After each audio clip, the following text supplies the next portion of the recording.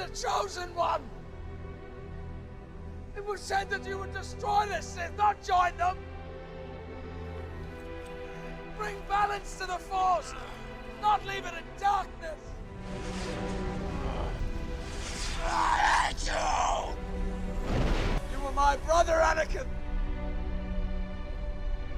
I loved you! It seems the same negative plague has infected the Star Wars Battlefront collection. As excited for this as I was, I guess a part of me isn't shocked. The weird thing about all of this is Aspyr has experience in remastering games or even porting them over, which is what the Battlefront collection is. It's just a port. But you know, I think that's what makes this entire situation even more odd. It's that they managed to mess up the port for these games when that's really all that it was. I know there was more added to the game from DLC characters, maps, and heroes and villains being accessible on other maps, but it all came with issues that nearly make the game unplayable. I'll be showing and discussing some of my terrible experiences with the game on PC, the reviews that have hit Steam, the server problems, and much, much more. So this will be my official review on the Star Wars Battlefront collection, and also if you're new here, be sure to subscribe to the channel for more gaming content like this. The support will be greatly appreciated. I'd also like to mention that I played the original Battlefront games and I loved every minute of them. I'll always remember playing Battlefront 2 with my cousins on Xbox, playing 3 players, and running from Darth Maul in Jabba's palace. That was our favorite map. We thought we could hide in a corner in this dark room, but one doesn't simply run or trick Darth Maul like that. He absolutely slaughtered us all. Those were memorable parts of playing these video games. They really felt like something out of a true Star Wars movie. So naturally,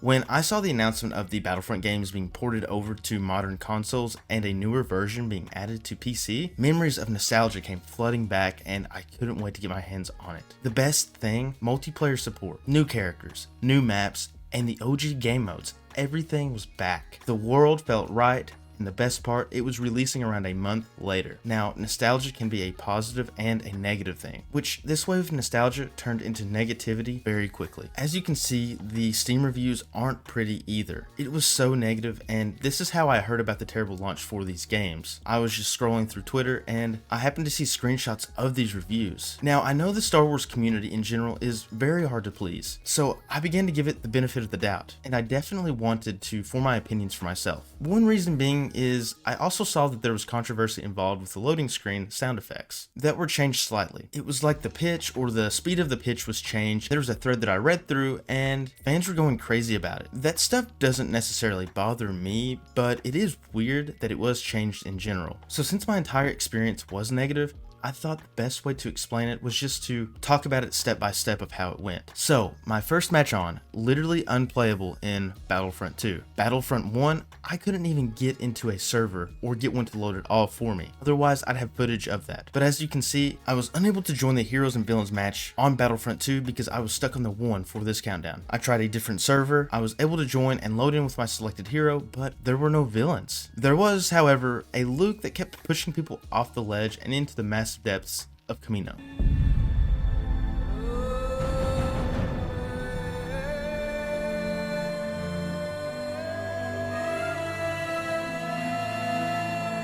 The people in the chat at least made some of the experiences enjoyable, and also a nitpick of mine is I couldn't find an option to disable inverted controls when flying ships during space battles, unless I'm just dumb and can't find it, but if that isn't the case, that's so aggravating. I was able to get a couple of matches to work. I joined another and it ended immediately. Like I didn't even get time to even walk 20 steps. So I just went on to the next match. I should also note that this is the 3rd server that I joined. So back to back to back issues. But I joined the next match on that 3rd server and it's prompting that it's contacting host for what felt like 5 to 10 minutes. I eventually leave and begin looking for more servers. The servers say their capacity is lower than the server cap. So when I go to join, it says they're full. I refresh, then it says it's full again. I had to attempt to connect to so many servers until I finally found one that worked. Once I got in, the amount of lag, the jittery camera angles at times for some reason, and just blatant issues that I had was so terrible. I couldn't even switch weapons properly. Every time I would try, it seemed glitchy and took multiple tries with my mouse wheel. I tried to play more, but it was just a terrible experience, which that was when I tried single player. Hours and hours of multiplayer just to be disappointed. So to have a good experience, I loaded up good old Galactic Conquest, and I enjoyed every minute of that. It obviously played a lot smoother than online. I didn't have to wait to attempt to join servers, and all the controls were working perfect. I played a couple matches of Galactic Conquest, but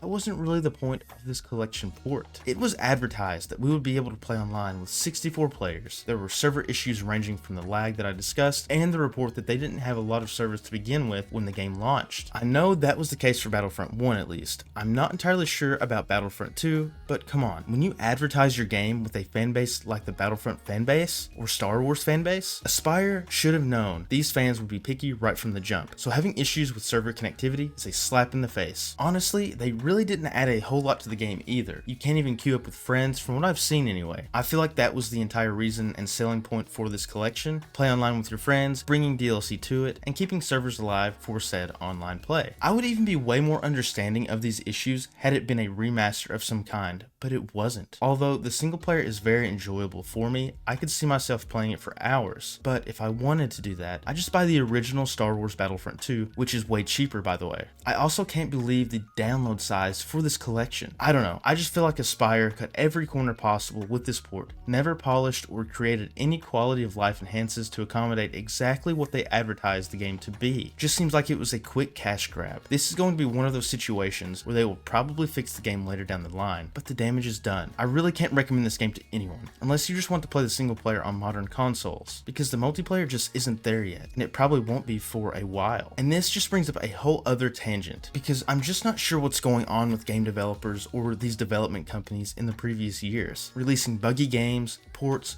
or anything else related. I mean, I know why, because they're making money doing so and they fix it later, but I'm just questioning why it seems like these developers don't care. It could be a bunch of reasons dripping down from upper management to force out a product, or the developers themselves just don't care. I'm not sure what it is. It does impact the reputation of the video game, and I'm just really aggravated. It had to be 2 golden video games, which is the Star Wars Battlefront collection. I know this is a shorter video than I usually upload, but I didn't really have much more to say other than disappointment and discuss the issues that I've had while playing. Hopefully Aspyr will update the game accordingly and fix all the issues that are presently in the game. But I'd love to hear the thoughts of the people that have also played it that are watching this video. What has your experience been like while playing the collection? Are you playing on PC, PlayStation, or Xbox? Let me know in the comments down below. And one other thing, I also want to mention that I appreciate all the support from my previous video where I talked about Elden Ring. The views, comments, likes, and subscribers blew that video up on this channel. Thank you to everyone that helped support it. It truly means a lot. And if you haven't seen that Elden Ring video that I'm talking about, click here to go watch that now, and be sure to hit that subscribe button if you're new here. Thank you all so much for watching. Take care of yourselves, and I'll see you in the next one.